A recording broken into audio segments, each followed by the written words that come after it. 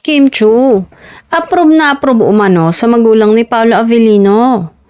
Usap-usapan ngayon sa mundo ng showbiz ang balitang approve na approve umano si Kim sa magulang ng aktor na si Paolo.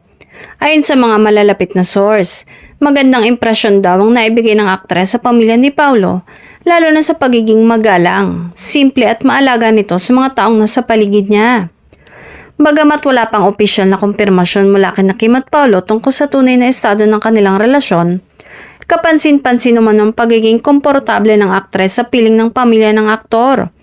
May mga bulong-bulungan pa nga na ilang beses na raw nagkaroon ng pagkakataon na nagkita si Kim at ang magulang ni Paolo sa pribadong pagtitipon.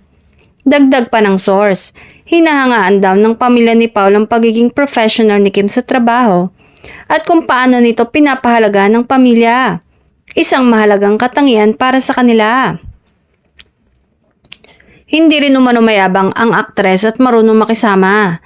Dahilan para agad itong magustuhan ng mga magulang ng aktor. Sa kabila ng lahat ng ito, nanatiling tikom ang bibig ni Kim at Paolo pagdating sa kanilang personal na buhay. Pareho nilang pinipiling ituon ng pansin sa kanilang proyekto at hinahayaan na lamang ang publiko na mag-isip at maghinuha sa tunay na namamagitan sa kanila. Sa ngayon, patuloy na inaabangan ng mga tagahanga kung mauuwi ba sa kumpirmasyon ng mga usap-usapan. Kung totoo man ang balitang approve na approve si Kim sa magulang ni Paolo. Tila isa itong magandang senyales na mas lalong nagpapakilig at nagpapataas ng interes ng publiko sa kanilang tambalan.